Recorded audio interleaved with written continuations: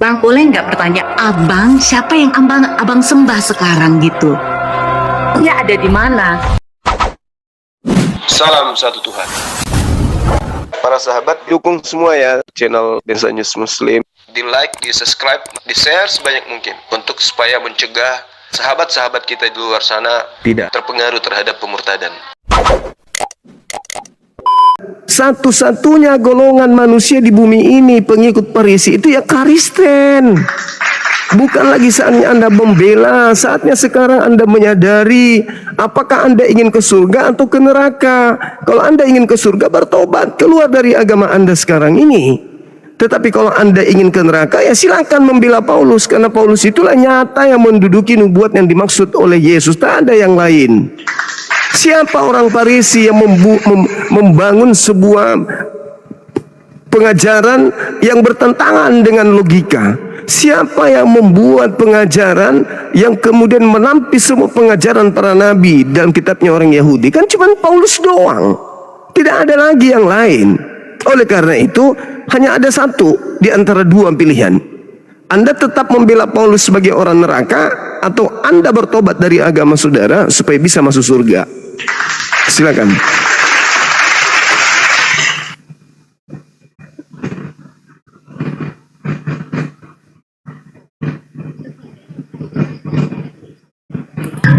Paulus itu sudah menjadi pengikut Kristus.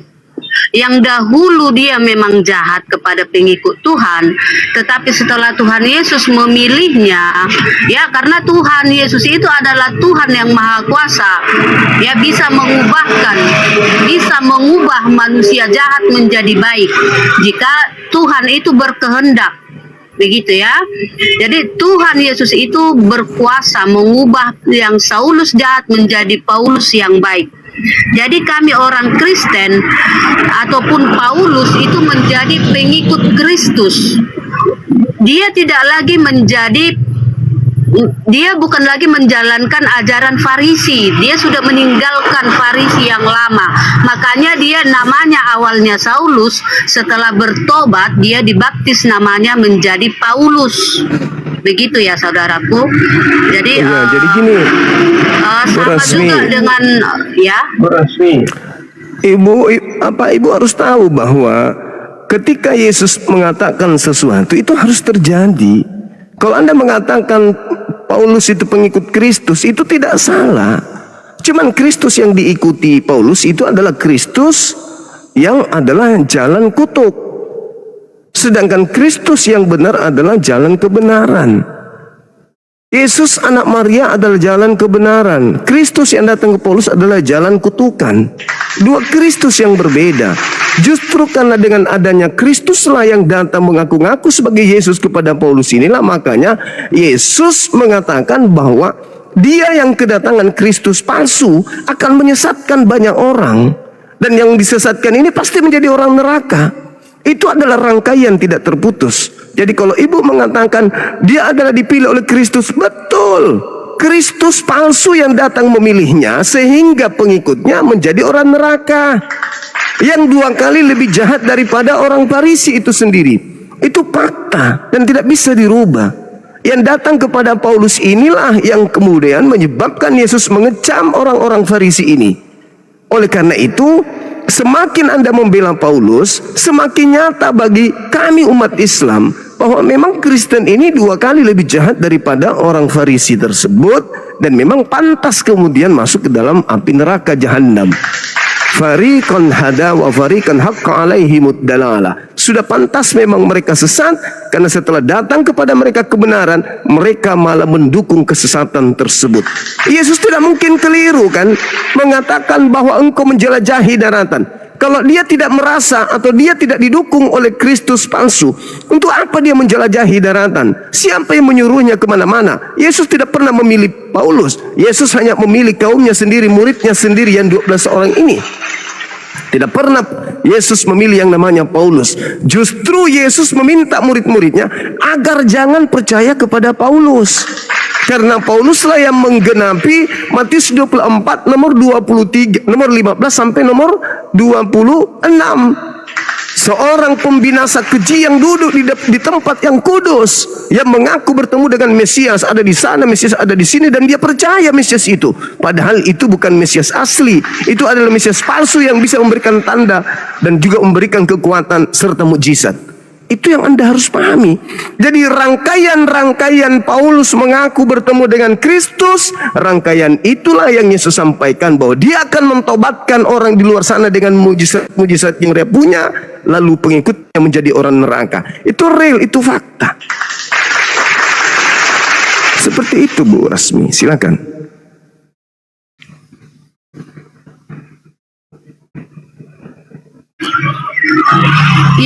Tuhan Yesus menjumpai Paulus itu sewaktu Paulus melakukan perjalanan menuju kota Damsik.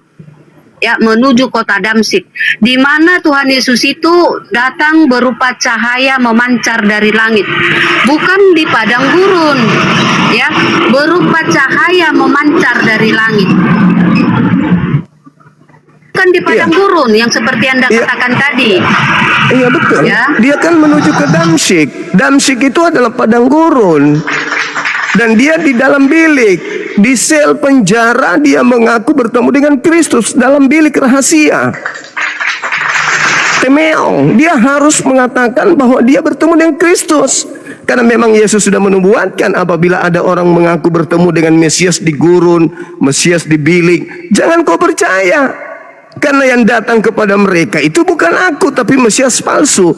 Anda mengatakan Yesus datang kepada Paulus. Satu hal yang ditabrak di sini oleh logika sehat berdata. Apa itu? Yesus berpesan di dalam Yohanes 16 nomor 7, nomor 8, nomor 9 sampai nomor 15 bahwa dia pergi dan dia tidak akan datang sebelum datang membawa tanda, yaitu langit tak, bulan tak, matahari menjadi gelap, bulan tak bercahaya, bintang-bintang berjatuhan. Itu baru dia yang datang. Nah, kalau ada yang datang memakai namanya, itu bukan dia, jangan percaya. Karena yang datang setelah dia terangkat ke langit adalah penghibur lain, seorang manusia penghibur lain, bukan dia. Sedangkan yang datang kepada Paulus ngaku-ngaku Yesus, sedangkan Yesus menubuatkan yang datang mengaku aku setelah aku, tetapi bukan aku, adalah iblis. Maka setelah Paulus kedatangan sosok asing yang mengaku Yesus ini, maka terjadilah keanehan-keanehan Paulus yang tadinya menyembah kepada Elohim, yang tadinya mengkitabkan Torah, yang tadinya sabat, yang tadinya tidak makan babi, malah mengajarkan seluruh sesuatu yang bertentangan dengan firman Tuhan. Makanya dikatakan pengikutnya orang neraka. Bagaimana tidak neraka? Babi dimakan, kulut tidak disunat, ibadah sabat menjadi minggu, Tuhan satu menjadi tiga. Ya neraka lah tempatnya. Tetapi sebagai penyesat harus kemudian menggunakan trik untuk menyesatkan banyak orang, sehingga orang yang disesatkan itu mampu membela dengan cocokologi, dogma, kemudian doktrin, lalu kemudian janji-janji muluk-muluk. Jadi tak ada di muka bumi ini orang Parisi yang membentuk sekte baru di luar Bani Israel selain Paulus in the gang. Itu fakta, itu real. Dan sekte yang dibangunnya itu bernama Kristianos atau Kristen. Dan itu adalah Anda. Silakan.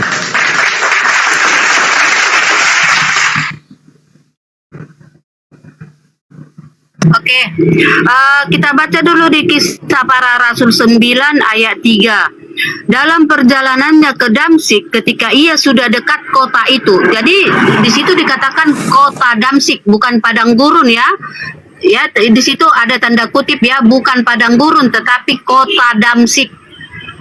Jadi kalau yang mengaku Yesus di padang gurun itu bukan yang menjumpai Paulus, karena Yesus berupa cahaya memancar dari langit itu ada di kota Damsik.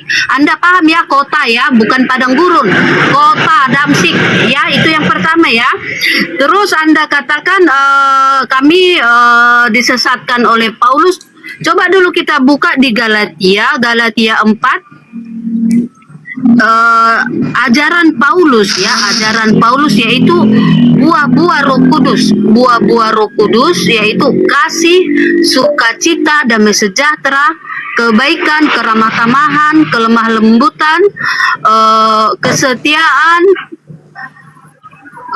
dan penguasaan diri. Itu yang diajarkan Paulus kepada umat Kristen. Apakah Anda mengatakan itu kesesatan? 9 buah Roh Kudus itu Anda katakan sebuah kesesatan? Berarti Anda yang salah gitu, karena Paulus mengajarkan kasih, sukacita, damai sejahtera. Nah, jadi kalau tentang Paulus mengajarkan Allah Tritunggal, coba Anda buka di Kejadian 1 ayat 26 dan 27. Ya, Kejadian 1 ayat 26 dan 27 itu tentang penciptaan manusia. Berfirmanlah Allah, ayat 26, berfirmanlah Allah, baiklah kita menjadikan manusia menurut gambar dan rupa kita, supaya mereka berkuasa atas ikan-ikan di laut dan burung-burung di udara. Jadi di sini berfirmanlah Allah, baiklah kita. Di situ Allah itu disebut di situ kita. Artinya lebih dari satu ataupun bukan tauhid. Ya, dan di ayat 27, maka Allah menciptakan manusia itu menurut gambarnya, menurut gambar Allah diciptakannya, dia laki-laki dan perempuan diciptakannya mereka. Gitu. Jadi gambar dan rupa Allah itu laki-laki dan perempuan. Seperti itulah diciptakan manusia, laki-laki dan perempuan. Jadi itu bukan tauhid. Nah, sebentar ya. Jadi yang saya bawakan tadi, kitabnya Yahudi. Gantian. Jadi gini, Anda menggunakan kitabnya Yahudi untuk mengajarkan agama Farisi Anda itu. Kenapa bisa demikian? Karena Nabi Yakub sudah menubuatkan anaknya yang bernama Benyamin. Dia adalah serigala yang merampas Taurat dan membagi-bagikan kepada serigala yang lain. Itu fakta. Sehingga Anda mengambil kitabnya Yahudi, Anda maknai seenak perut. Kenapa bisa? Karena 2 kali lebih jahat daripada orang Farisi itu. Kalau Anda mengatakan bahwa Paulus itu bukan di padang gurun, kata siapa? Anda baca dengan teliti. Dia masih ada menuju ke Damsyik. Menuju ke Damsyik Anda boleh baca di 1 Raja-Raja. Bagaimana dijelaskan 1 Raja-Raja 15 nomor 5 bahwa jalan menuju ke Damsyik itu adalah padang gurun. Pergilah kembali ke jalanmu melalui padang gurun ke Damsyik. Menuju Damsyik itu padang gurun. Sedangkan data yang Anda baca itu adalah data nomor 3-nya. Dalam perjalanannya ke Damsyik, dan setelah mendekati kota itu, baru mendekati kota, belum di kota, Ibu. Baru mendekati kota, belum di kota. Jadi Damsyik itu, antara Yerusalem ke Damsyik itu tergolong sebagai padang gurun. Dan itu diterangkan di kitabnya orang Yahudi. 1 Raja-Raja 19 nomor 15, jalan menuju ke Damsyik itu adalah padang gurun, dan itu tidak bisa Anda bantah. Jadi tidak ada manusia yang pernah mengaku bertemu dengan Mesias di padang gurun, hanya Paulus. Tidak ada manusia yang pernah mengaku bertemu Kristus di dalam bilik rahasia, yaitu penjara, kalau bukan Paulus. Dan tidak ada agama didirikan oleh orang Farisi selain Kristen. Dan tidak ada orang Farisi yang menjelajahi daratan, kemudian menyeberangi lautan, mentobatkan orang Roma Yunani menjadi pengikutnya selain Paulus. Dan pengikutnya bukan surga, tapi pengikutnya penghuni neraka. Itu real. Semakin Anda bantah, semakin Anda kemudian menguatkan kalau diri Anda memang 2 kali lebih jahat daripada Paulus. Itu data. Habis ini ambil lagi kitabnya Yahudi, ngais-ngasai kitabnya agama orang, demi untuk melancarkan aksi tipu-tipu agar orang terjerat masuk ke neraka bersama. Ambil kitab Kejadian.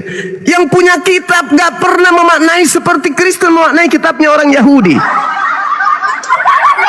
Yesus tidak pernah memaknai kalau kitab Kejadian 1 itu adalah bukti dia adalah Tuhan atau 3 Tuhan. Tidak ada. Yesus malah mengatakan hidup kekal itu, kalian mengenal dia satu-satunya Tuhan yang benar. Satu-satunya itu bukan 3, bukan 4, bukan 5. Tidak ada itu. Nah, kenapa Ibu melakukan hal ini di depan kami?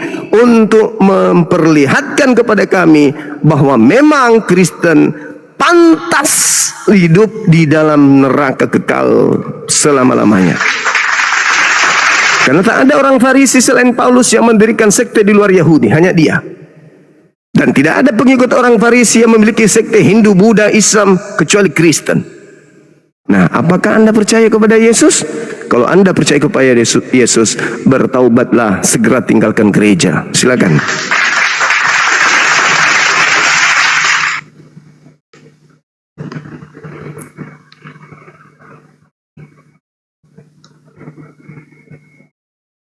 Oke, yang Anda bawakan tadi yang di Yohanes 17 ayat 3, inilah hidup yang kekal itu, mengenal satu-satunya Allah yang benar, dan di situ ada dan mengenal Yesus Kristus. Jadi di situ yang dikatakan yang harus kita kenal itu ada dua di situ, ya. Mengenal Allah satu-satunya yang benar, dan di situ ada dan Yesus Kristus, berarti itu dua, bukan tauhid, ya. Satu Oke. dikenal sebagai Elohim, pengutus. Satu dikenal sebagai utusan. Kalau sudah satu-satunya ya satu, jangan digabung jadi dua.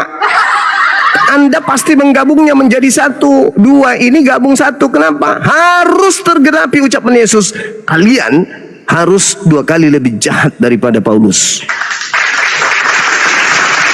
Itu fakta, itu real. Paulus tidak pernah mengatakan Bapa dan Yesus adalah satu hakikat, nggak ada pernah. Yesus mengatakan sebab Bapa adalah Esa, maka Esa juga lah Yesus. Satu masing-masing berdiri sendiri. Nggak pernah Paulus menyatakan meskipun dia sesat, tapi pengikutnya 2 kali lebih sesat. 2 kali Oke, lebih sesat. diulang dulu baca. Inilah hidup yang kekal itu. Hidup yang Mengenal kekal itu engkau. artinya masuk surga. Ya, Iya, mengenal engkau. satu-satunya Allah Satu-satunya yang benar. Tuhan. Nah, dan mengenal Yesus Allah sebagai yang benar di situ. betul, satu-satunya. Mengenal Allah Terus yang benar.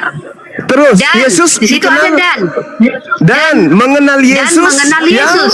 Berarti yang- kalau masuk surga harus mengenal Allah dan mengenal Yesus. Yesus Harus sebagai mengenal dua. Yesus Harus dikenal mengenal sebagai dua, ya kan? Harus mengenal dua. Ya, Yesus dikenal sebagai apa? Utusan atau pengutus? Mulai ngaco. Inilah yang saya Harus katakan 2 mengenal kali dua, lebih mengenal jahat. Allah dan Yesus, baru kita Yesus masuk dikenal surga. sebagai apa, Ibu? Iya kan? Dikenal apa Yesusnya? Yesus dikenal sebagai apa? Pengutus atau utusan? Ayo, jujur. Yesus mengenal Yesus Sebagai- Yesus Kristus yang engkau utus. Sebagai- Sekarang gini, sekarang mengenal Sebagai kita disuruh utusan. mengenal apa? Di situ mengenal dua, mengenal Allah dan Yesus. Dua harus kita kenal di situ baru masuk surga. Yesus dikenal sebagai apa? Utusan atau pengutus? Iya ya, mau dia diutus. Ah, Kan yang 2 engkau kali utus lebih di situ. jahat. Yang Inilah engkau utus di makanya situ. kalian pantas di neraka karena utusan kalian anggap Tuhan. Berarti Anda tidak percaya Yesus hidup kekal itu mengenal Dia satu-satunya Tuhan yang benar, mengenal Yesus sebagai utusan Tuhan. La ilaha illallah Yesus Rasulullah, jelas itu hidup kekal itu. Tetapi karena kalian harus menggenapi 2 kali lebih jahat, maka utusan Tuhan kalian rubah menjadi Tuhan. Harus neraka harus punya penghuni, dan penghuninya harus 2 kali lebih jahat. Al-Quran mengatakan, dikatakan Al-Quran, farikan hada wa farikan haqqa alaihimud dalalah. Harus sudah ada yang memang pantas ke neraka. Sudah tahu Yesus dikenal sebagai utusan, dirubah Yesus adalah Tuhan, pantas ke neraka. Pantas, wajar. Makanya Yesus mengatakan, setelah kau jadikan dia menjadi pengikut, kau jadikan dia orang neraka yang 2 kali lebih jahat daripada engkau sendiri. Itu fakta, itu real. Itu fakta, itu real. Jadi Jadi Ibu Rasmi, kalau Anda mencintai, mumpung masih ada kesempatan, bertaubatlah segera, tinggalkan gereja, janganlah berlama-lama di situ. Oke, sebentar saudaraku ya. Tadi di Yohanes 17 itu mengenal Yesus, berarti kita harus mengenal Yesus juga. Kan Sebagai gitu. apa? Coba Sebagai dibuka apa? Coba dibuka di Yohanes 1 ayat 1 sampai 14. Tetap Situ kita akan saja, mengenal Yesus. tetap saja Yesus diutus menjadi daging. Dia datang sebagai daging, sebagai firman berjalan. Sebagai firman berjalan, dia mengatakan dirinya harus dikenal sebagai rasul, sebagai utusan. Titik. Kalau Anda memaksakan dia Tuhan itu sendiri, itulah mengapa Yesus mengatakan kalian 2 kali lebih jahat daripada Paulus. Sejahat-jahatnya Paulus, kata Yesus, pengikutnya jauh 2 kali lebih jahat daripada Paulus. Itu real, itu fakta tertulis. Ketika Yesus di Matius 23 mengutuk, celakalah. Yesus tidak lupa kemudian mengutuk orang-orang yang menjadi pengikut daripada orang Farisi. Bagaimana orang Kristen ini mau selamat kira-kira? Apa sebabnya orang Kristen ini bisa selamat? Sedangkan orang-orang Yahudi saja yang kemudian melakukan dengan jelas penyaliban terhadap orang-orang terdahulu. Yesus katakan, engkau menanggung, kamu penuhi tekaran nenek moyangmu. Hai kamu ular-ular, hai keturunan ular beludak, bagaimana mungkin kamu bisa lolos dari dan luput dari hukuman neraka? Nggak bisa. Tidak bisa. Kenapa? Sebab itu lihatlah aku mengutus kepadamu nabi-nabi, orang bijaksana, ahli Taurat. Separuh diantaranya kau bunuh dan kau salibkan, dan yang lain akan kau sesat di rumah-rumah ibadahmu. Supaya kamu menanggung akibat penumpahan darah orang yang tidak bersalah, mulai dari Habel sampai kepada Zakaria anak bereknya. Jadi tidak akan mungkin kemudian orang yang menerima penyaliban itu masuk surga. Justru Yesus mengecam, mengutuk para keturunan penyalib nabi itu tidak akan pernah lolos dari api neraka. Dan di data nomor 36 Yesus mengatakan, aku mengatakan kepadamu bahwa semua ini akan digenapi angkatan jahat ini. Gak bisa. Kalau mau selamat, satu solusinya, keluar dari agama Kristen. Itu aja. Bukan menurut saya, menurut Yesus. Coba Anda baca Matius 23 yang tadi, nomor 15-nya. Baca di data nomor 32, 31, 32, 33 sampai 36. Orang yang menerima salib, jangankan dia yang meyakini, keturunan para penyalib nabi tidak akan lolos dari api neraka jahanam.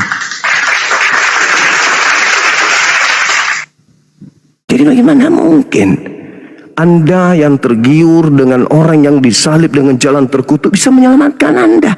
Sedangkan Yesus mengecam, mengutuk keturunan para penyalib dengan menyebut keturunan ular-ular, keturunan ular beludak. Bagaimana mungkin kalian bisa lolos dari api neraka? Nggak mungkin.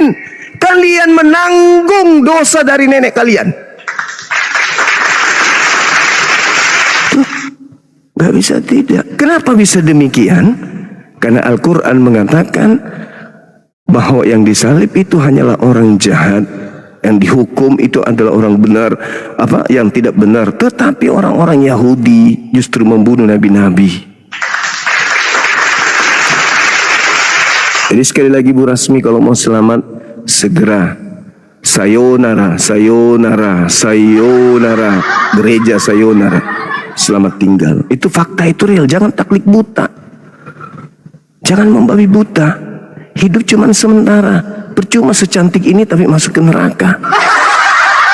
Udah cantik, manis, jelita, kinclong, tapi neraka ujung-ujungnya buat apa? Anda semakin berdalih, Anda semakin membantah Yesus, semakin nyata Anda 2 kali lebih jahat daripada orang Farisi. Cantik begini, Masya Allah, masuk ke neraka. Boros, mubasir ini. Terlalu sayang kalau harus ke neraka orang secantik ini. Gak cocok. Harusnya dia jadi bidadari di surga.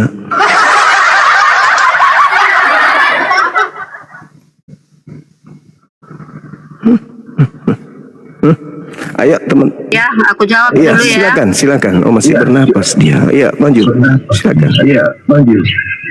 Oke. Yang Anda katakan tadi tentang kutuk, Yesus yang dikutuk. Ya, coba dibaca dulu Kejadian 1 ayat 21.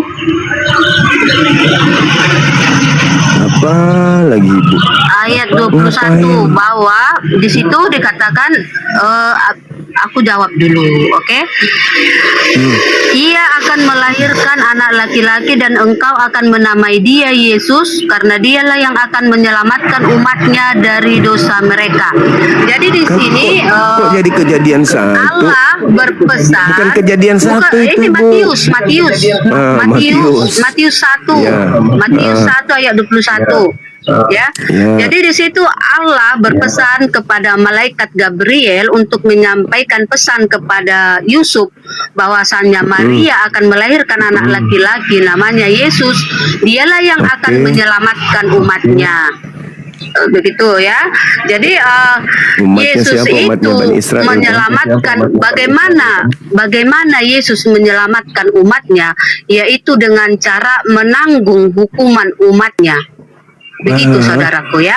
Jadi kalau Yesus digantung di tiang salib, dia menanggung hukuman umatnya, hukuman kami yang ditanggungnya.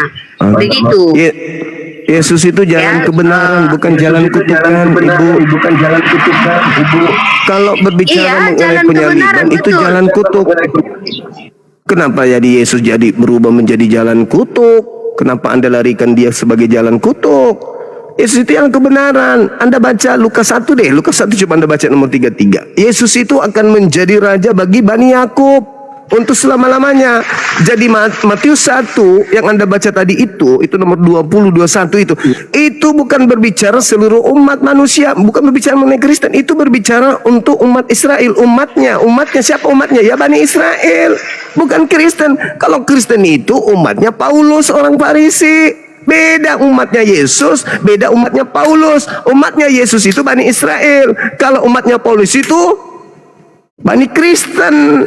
Jangan Anda satu-satu, jangan Anda gabungkan. Saatnya Anda menyadari bahwa ternyata Bang Suma selama ini memandang kami sebagai dua aspek yang berbeda antara pengikut Yesus dengan pengikut Paulus. Itu dua pengikut yang berbeda. Tetapi Kristen senantiasa selalu menyamar menjadi domba, selalu menyamar menjadi domba. Padahal Yesus sendiri mengatakan serigala, nggak bisa tidak.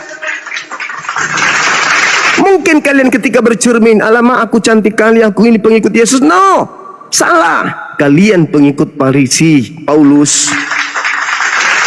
Kalian nggak sadar itu. Yesus tidak pernah mengajarkan menjadi Kristen. Nggak pernah Yesus mengajarkan menyembah dirinya, meninggalkan hukum Taurat, nggak pernah. Tidak pernah Yesus mengajarkan menghapuskan dosa dengan mati di atas tiang salib, itu nggak pernah. Yesus mengajarkan Matius 8 nomor 4 untuk bertobat harus mempersembahkan kurban seperti yang diperintahkan oleh Nabi Musa alaihissalam. Sekilat syukran. Begitu Bu Darni, Bu Rasmi. Jadi sekali lagi, Yesus tidak mungkin bohong. Kata Tuhan, konon di Bible mengatakan, inilah anakku, kepadanya aku berkenan. Dengarkanlah dia. Tuh, dengarkan siapa? Yesus. Ketika Yesus mengatakan, celakalah orang Farisi, celakalah orang munafik, celakalah ahli Taurat, menjelajahi daratan, mentobatkan orang menjadi orang neraka dan yang dua kali lebih jahat. Ya dengarkan itu, jangan gak didengar. Inilah anakku yang kukasihi. Begitu besar kasih karunia Tuhan akan dunia ini sehingga menugerahkan Yesus. Siapa yang percaya tidak binasa melainkan memperoleh hidup kekal. Percayalah Yesus bahwa pengikut Farisi orang neraka yang dua kali lebih jahat daripada orang Farisi itu sendiri. Percaya dong. Kalau percaya kepada Yesus, sayonara terhadap gereja. Tinggalkan gereja kalau Anda percaya kepada Yesus.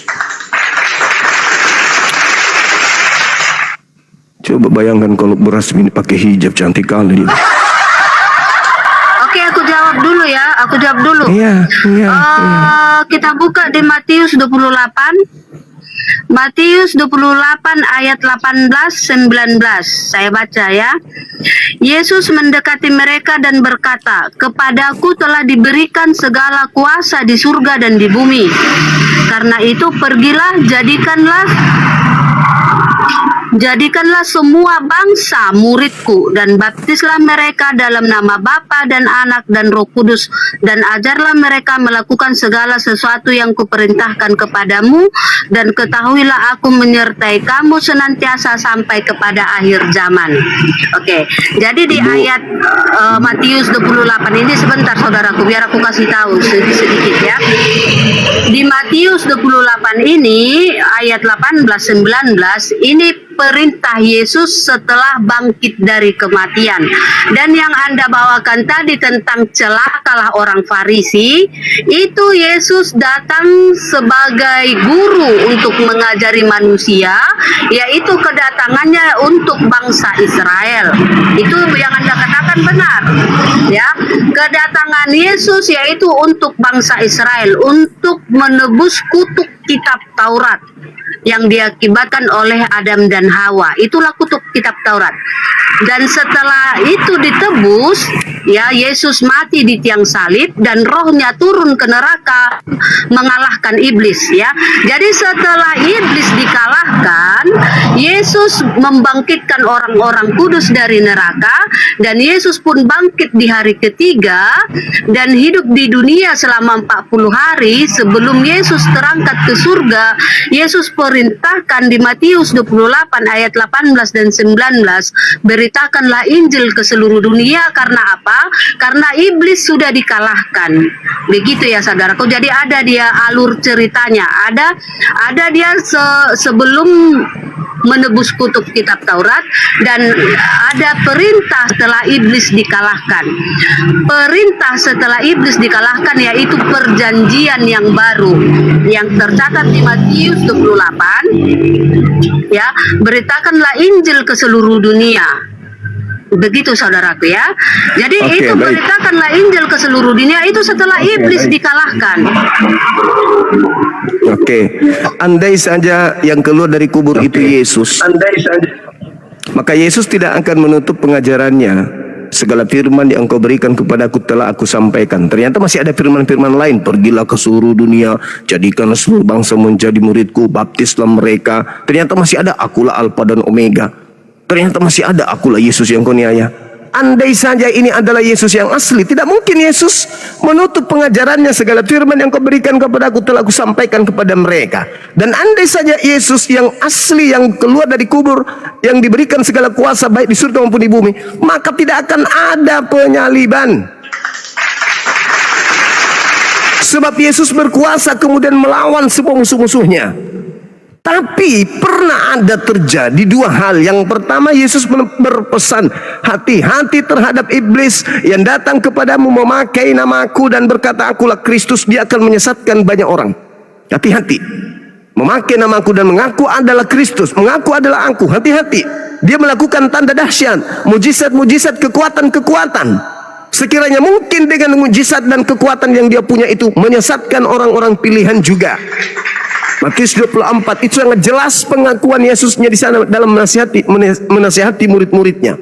Kemudian iblis pernah menjanjikan kepada Yesus, segala kuasa di langit di bumi akan aku berikan kepadamu, wahai Yesus, jika engkau menuhankan aku, menyembah aku.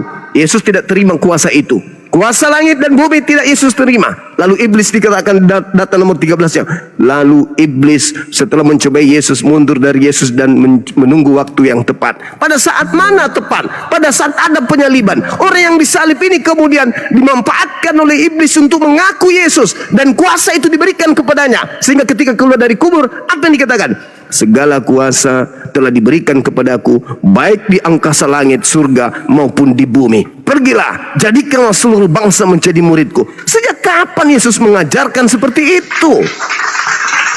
Yesus malah berpesan Matius 10 nomor 5 kepada ke-12 muridnya agar jangan ke bangsa lain. Tidak ada Yesus menyuruh ke bangsa lain, gak ada. Malah dia mengatakan, aku diutus hanya kepada domba yang sesat dari umat Israel saja. Matius 15:24. Kok tiba-tiba ada yang berubah? Kenapa ini harus berubah? Kenapa harus ada menggunakan nama Yesus? Karena nubuatan Yesus harus tergenapi oleh angkatan jahat. Angkatan jahat minta satu tanda, dan tidak diberikan tanda selain tanda Yunus, anak manusia keluar dari perut bumi. Itu tanda untuk orang jahat. Dan orang jahat ini ternyata adalah orang Farisi. Jadi rangkaian keluar dari kubur, datang kepada Ananias, datang kepada Paulus, datang di Pulau Patmos, itu adalah rangkaian 2 kali lebih jahat yang harus tergenapi oleh nubuatan Yesus itu tadi. Celakalah engkau wahai orang Farisi. Kenapa dia disebut celaka? Karena dia akan menyesatkan manusia. Dia akan menyesatkan dunia dengan dia mengaku sebagai rasul, dengan mengaku sebagai utusan daripada Sang Mesias. Padahal yang datang kepadanya adalah penyesat yang mengaku Mesias.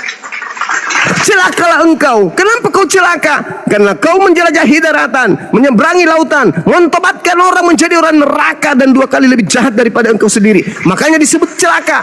Dan tidak mungkin dia bisa menyeberangi lautan, menjelajahi daratan, mentobatkan banyak orang menjadi pengikutnya, kalau tidak dia dibekali oleh mujizat dan tanda-tanda serta kekuatan yang diberikan oleh iblis kepadanya. Itu nggak mungkin. Makanya Yesus sendiri mengatakan, penguasa dunia ini adalah iblis.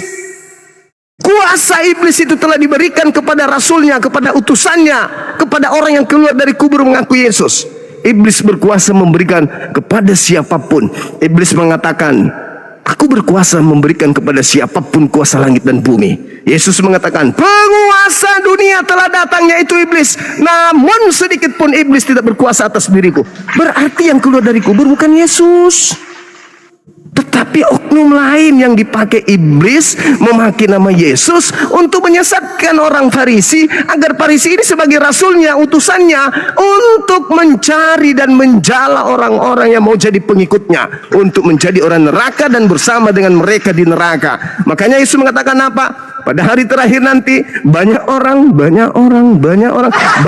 yang memanggil aku Tuhan. Bukankah kami bernubuat mengusir setan, bermujizat pakai namamu? Pada saat itulah aku Yesus akan berterus terang kepada mereka, enyahlah daripada aku tidak mengenal kalian. Kalian semua adalah pembuat kejahatan. Siapa mereka yang memanggil Yesus Tuhan, bernubuat mengusir setan, bermujizat? Pengikut orang Farisi kan? Pengikut Paulus kan? Dan itu disebut Kristen kan? Yes dan yes. Bertobatlah. Islam datang sebagai solusi terakhir.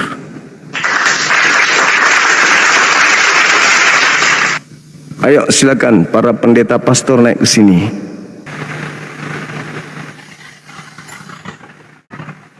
Lagi makan rupanya dia, teman-teman.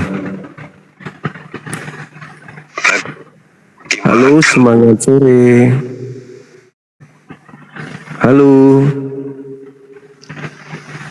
Halo. Ya, semangat sore, Mbak. Selamat sore, Bang Suma. Apa kabar Bang Suma? Iya. Baik. Dari Kristen, Ibu, Katolik atau Pantekosta? Maunya Abang apa? Kok maunya aku? Jangan dong. Maunya Ibu lah. Abang Suma apa? Ya Ini tergantung gimana nih Ibu. cara nyalain kameranya nih. Tinggal diterima aja.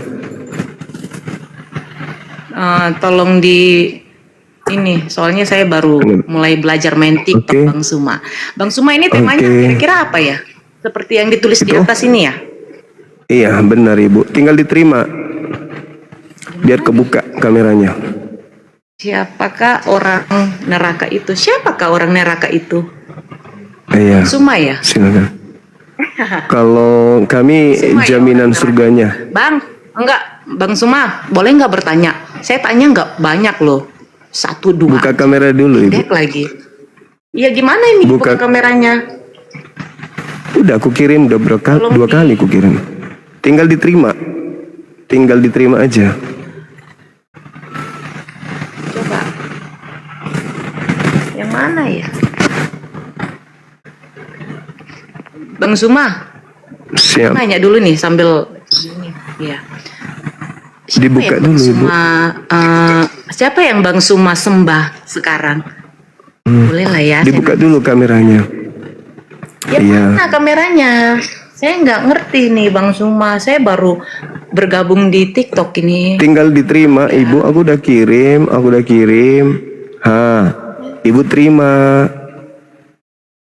Ibu tinggal terima gitu loh. Bang, boleh nggak bertanya, Abang siapa yang abang sembah sekarang gitu? Dia Dibuka ada di kamera mana? dulu, Abang Ibu. tahu dia ada di mana? Kalau kita Ibu, agama Kristen, kita menyembah buka Tuhan kamera Yesus Juru dulu. Selamat kita. Yohanes 14 Iya, ayat 6. iya. Coba Bang Suma baca Iya, Yohanes iya. 14 ayat 6. Bang Ibu, Suma.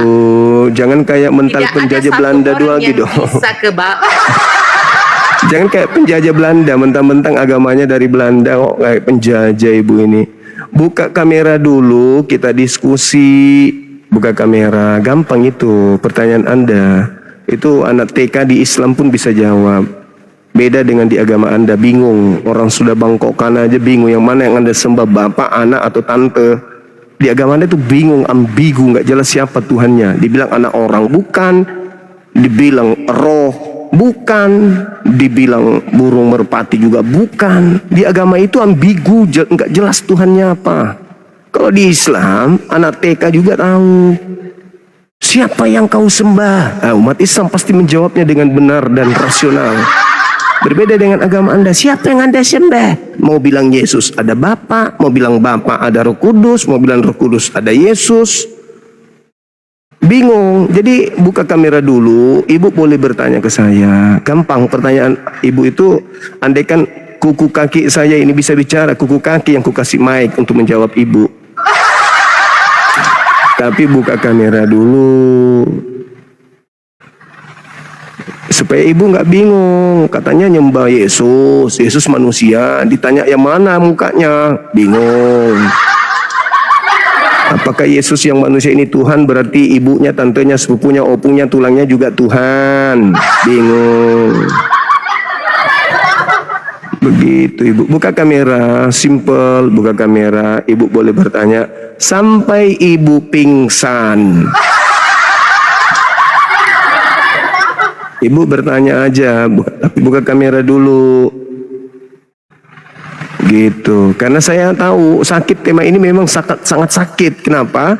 Saya bisa buktikan 100% 200 Kristen itu adalah orang neraka berdasarkan dalil, berdasarkan ucapan Yesus tanpa keraguan, plus tempe 1 kantong.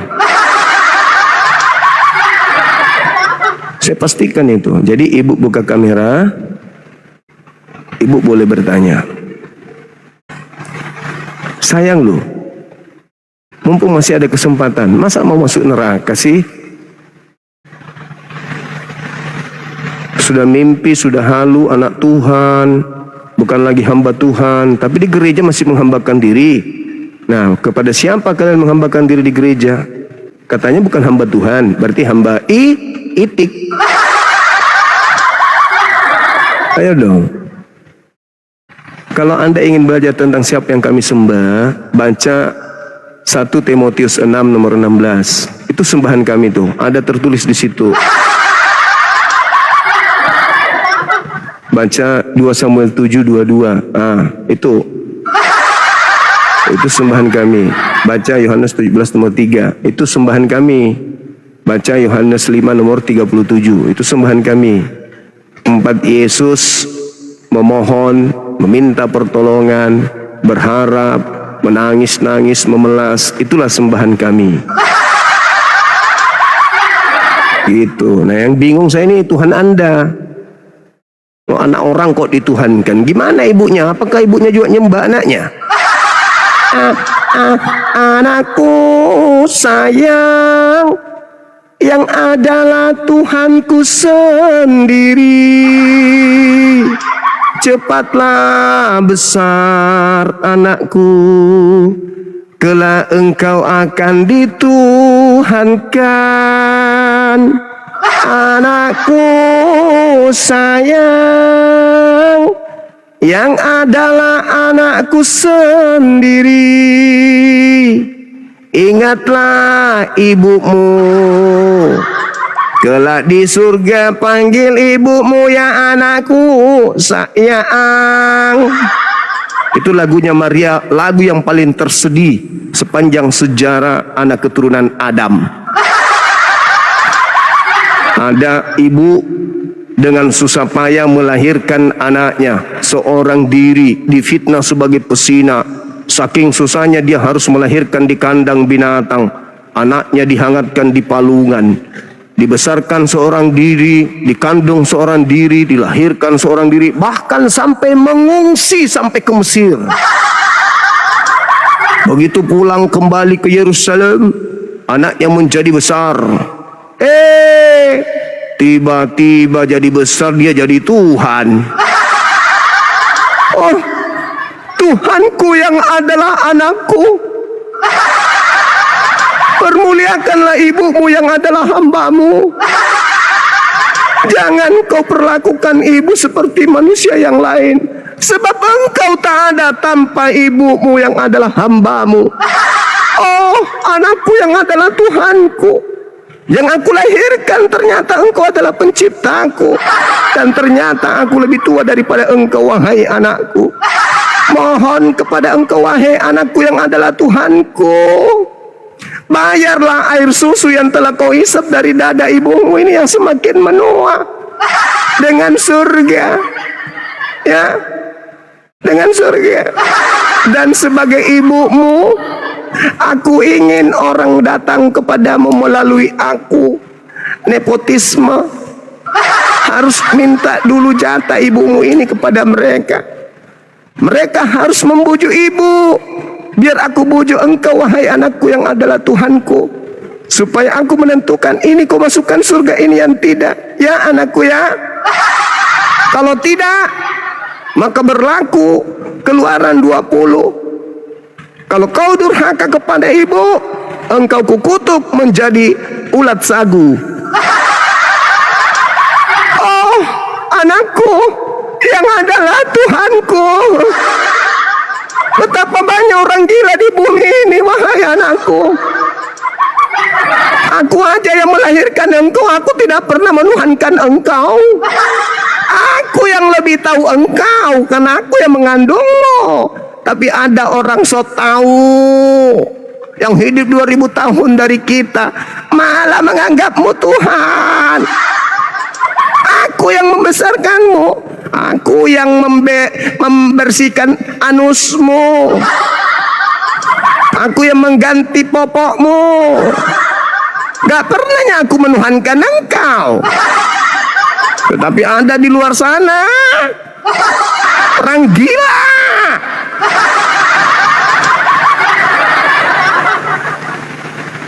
Disuruh buka kamera, malah buka celana. Untung nggak buka kamera.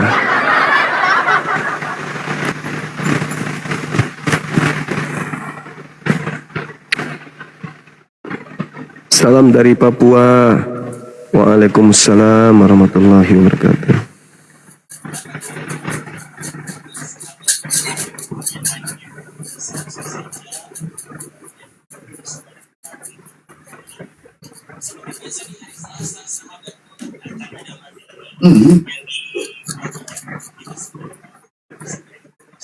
Halo.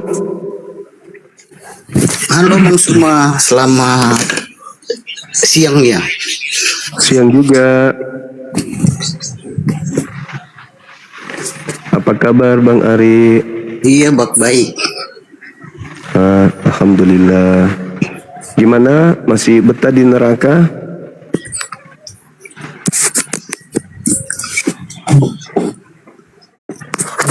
Siapakah orang neraka itu?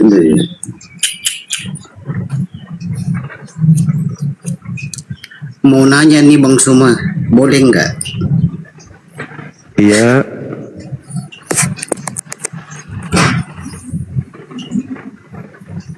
Kalau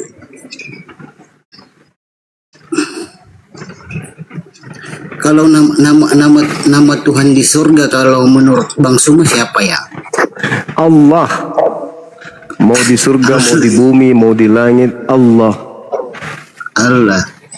Yes. Berarti yang dalam kalau umat di bumi yang tidak berdoa dalam nama Allah itu nggak selamat gitu.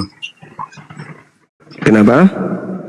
Jadi agama-agama lain yang tidak menyebut nama Allah dalam doa dan puji-pujian mereka berarti nggak selamat begitu. Yes, betul. Wih, Iya. jadi nabi-nabi nggak selamat dong. Nabi-nabi nggak selamat dong. Seperti Abraham, Isa. Kita belum tahu maksudnya gini. Belum tahu selamat, Abraham, bukan belum tahu Yakub. selamat. Mereka udah pasti selamat.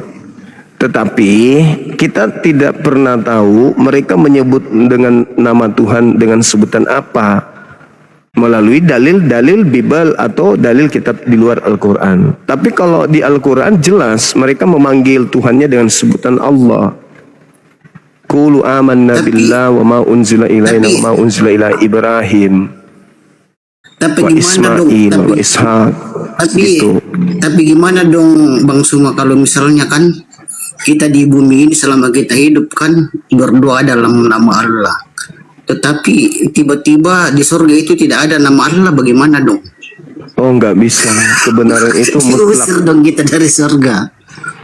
Kebenaran itu mutlak. Makanya disebut iman. Jangan beriman Iya, tapi kalau kan- tidak diyakini. Dan keyakinan Iya, itu tapi harus kan berlandaskan akal dan dalil. Kan dulu kan saya juga menyebut nama Allah dalam doa-doa tuh, tapi saya ragu Bang Suma kalau saya sebut nanti nama Allah. Baru nama itu tidak ada di surga, gimana dong? Berarti kita Ya. dieliminasi dong dari surga.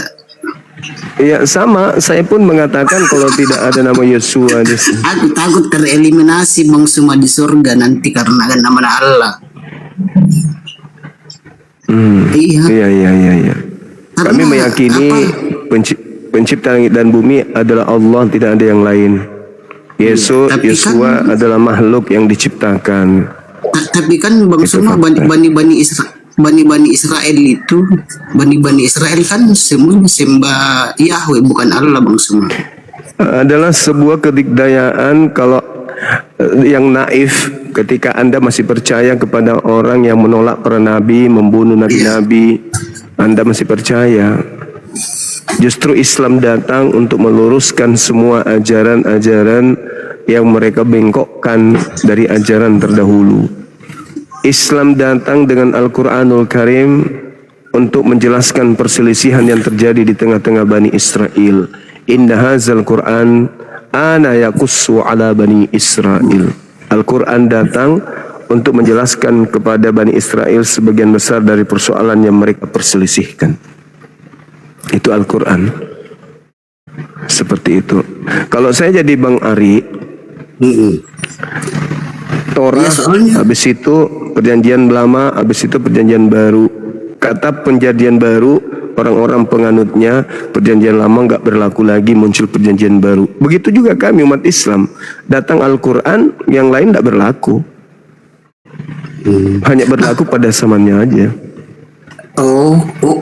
Tapi kami itu perjanjian lama masih berlaku Bang Suma. Perjanjian Kalau lama kan perjanjian lama, kalau perjanjian lama masih berlaku, Perjanjian lama kan maka perjanjian lama sia-sia kematian Yesus. Sia-sia kematian Yesus kalau masih berlaku Torah. Baca Galatia 2 nomor 21.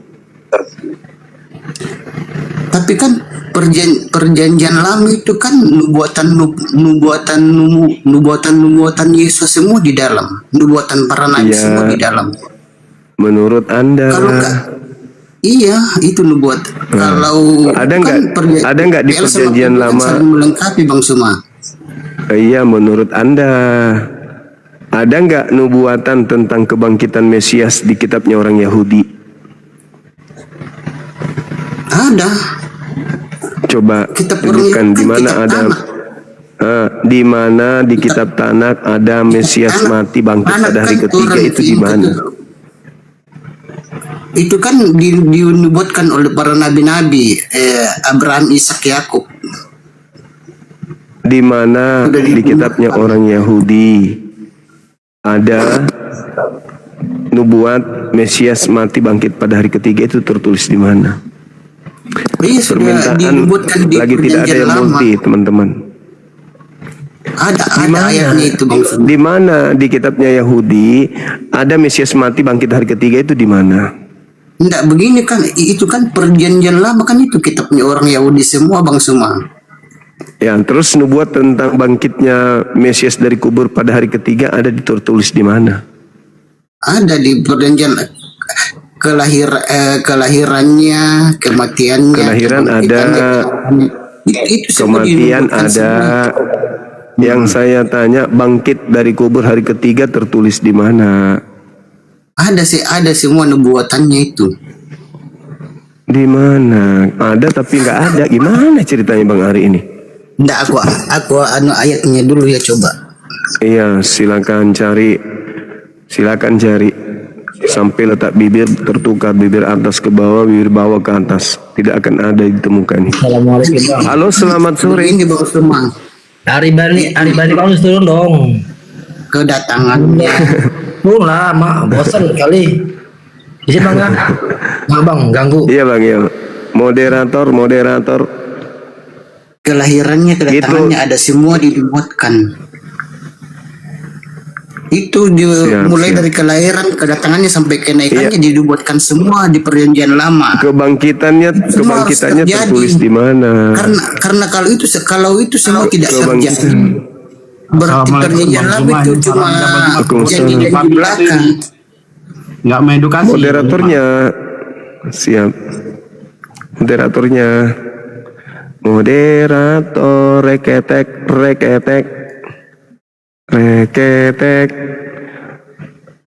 Moderator nggak monitor.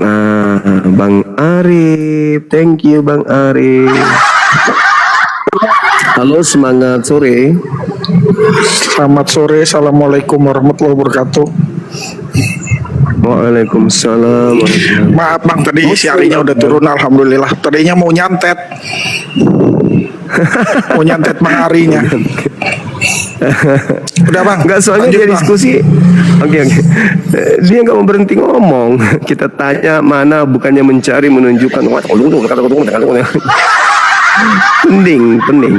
Halo, semangat sore. Wih. Daeng keraim pung rapi.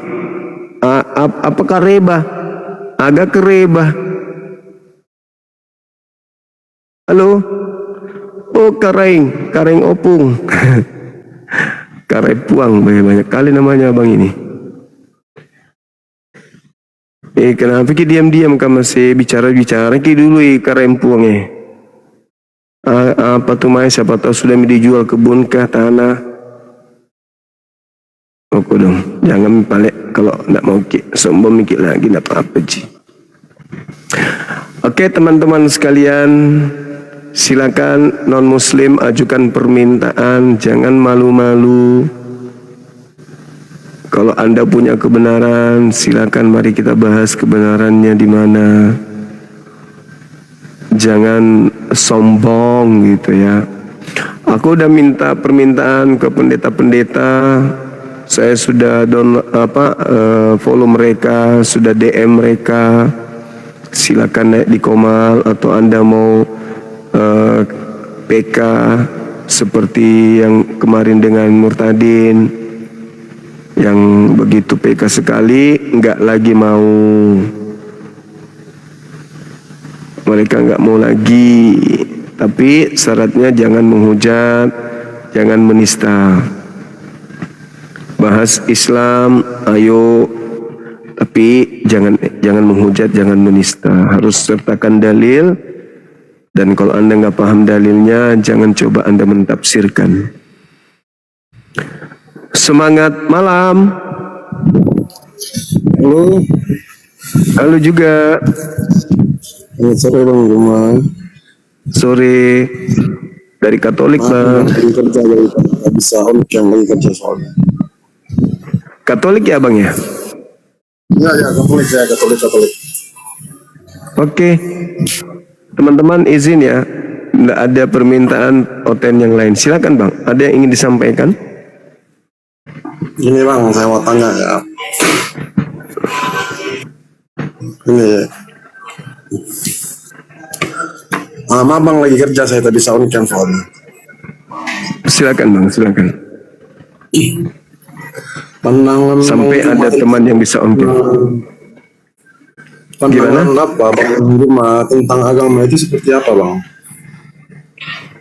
Agama itu adalah jalan manusia menuju kepada pencipta. Itu agama.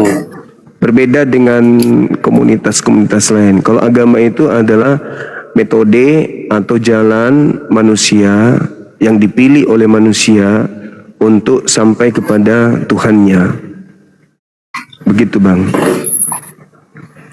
Ya, bang. Karena Tuhan itu cuma satu, nggak mungkin dua, apalagi tiga. Maka hanya ada satu agama yang benar. Nggak mungkin semua agama itu benar. Pasti hanya ada satu. Tapi yang jelas sederhana semua agama itu kan, mengajarkan tentang kebaikan bang ya. Atau gimana? Tanpa agama orang bisa jadi baik. Karena sejatinya manusia itu memiliki sifat baik. Tanpa agama orang bisa berbuat baik. Jadi agama apapun pasti akan mencerminkan sifat manusiawi. Karena memang manusia dicipta dengan dua potensi, jahat dan baik. Nah, jadi agama itu kalau dikatakan semuanya baik, maka mana yang paling baik? Yang paling baik itu yang paling benar. Mana yang paling benar? Yang rasio dan berdasarkan wahyu dari pencipta langit dan bumi. Mereka punya manual book atau kitab suci yang tentu tidak ternoda, tidak terkontaminasi dengan karangan-karangan manusia. Dan isinya sudah pasti lebih tinggi daripada pengetahuan manusia. Bukan manusia lebih tinggi daripada kitabnya, sehingga dia mengembel-embeli akal-akalan terhadap kelemahan kitabnya ketika membahas kitabnya. Begitu bang. Oke. Saya sih nggak terlalu apa ya, maksudnya kayak mendalami tentang apa Al-Quran, Alkitab itu enggak. Saya cuman apa bertanya aja gitu, masalah pandang abang like bagaimana itu kan. Abang like kan saya sering nonton juga kan, like sering debat gini kan. Iya bang. Saya cuma bertanya aja gitu, kalau masalah ini enggak. Baik bang, baik, dipahami kok. Oke, kita sapa yang lain. Makasih Bang Imo, sehat terus. Ya, sukses dalam kerja. Ya, semangat sore. Halo saudara user, ada onde-onde kah? Halo.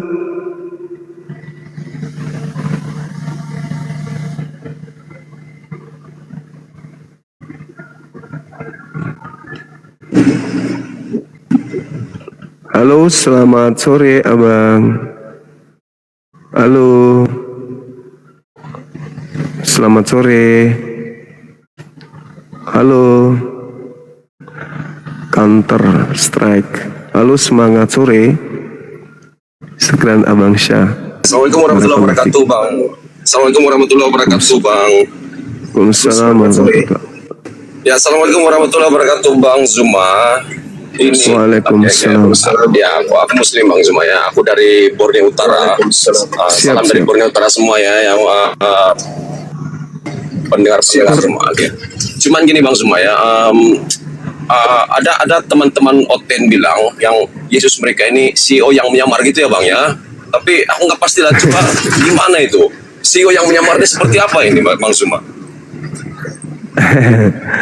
Jadi ya, sebenarnya itu tanggapan mereka teman-teman kita, tapi Yesus itu tidak pernah menyamar. Dia murni sesuai dengan apa yang diucapkan. Yesus nggak mungkin berpura-pura. Yesus tidak mungkin bersandiwara. Yesus mengakui dirinya manusia kok. Dimanapun Yesus mengakui dirinya manusia. Anggapan mereka seperti itu. Karena sekarang ini kan yang trending itu kan CEO yang menyamar gitu dalam sinetron apa? Sia-sia yang menyawat. Ya, bagi mereka kan Yesus sendiri sudah mengatakan bahwa pengikut orang Farisi adalah orang neraka dan 2 kali lebih jahat. Jadi kalau ada orang menjadi pengikut Farisi ya harus lincah memperlihatkan di hadapan khalayak banyak bahwa ini loh bukti kebenaran Yesus. Memang kami 2 kali lebih jahat daripada orang Farisi itu, gitu loh. Inilah buktinya, anak orang pun bisa kami jadikan Tuhan, gitu.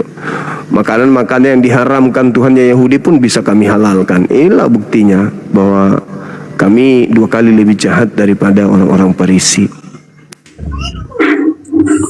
Selamat siang. Jangankan siang, Abang. Silakan buka kameranya, Bang. Kita diskusi baik-baik, silakan. Janganlah. Harus buka kamera ya? Iya, Abang, silakan. Oh, saya nggak berani. Kenapa, Bang? Takut digeruduk. Iya, boleh beralasan takut digeruduk, seakan-akan Anda menyepelekan keamanan negara Republik Indonesia. Seakan-akan kami yang 87% ini itu rasis terhadap non-Muslim. Padahal di mana Islam mayoritas, agama-agama lain di bawahnya akan aman. Berbeda kalau yang mayoritas agama non-Islam, karena mereka tidak punya dasar asas negara, maka agama-agama di bawahnya akan menjadi capcay, seperti di India misalnya, di Cina. Ketika umat Islam yang minoritas pasti hancur. Tidak semua masih begitu. Tapi kalau mayoritas Islam, pasti agama-agama lainnya itu akan aman, terlindungi, tentram, sejahtera. Buktinya di Indonesia orang Kristen aman. Ya, Tapi kita belum mencoba kalau Kristen yang mayoritas. Kita belum mencoba. tapi gini, aku mau minta tanggapan. Tapi terserah sih kalau mau nanggapin atau enggak sih. Gini, kemarin kan Ucup PI diskusi sama Edis. Ustadz itu mengakui ada roh menyembah kepada roh. Aku cuma minta tanggapan itu aja sih. Sebenarnya itu hanya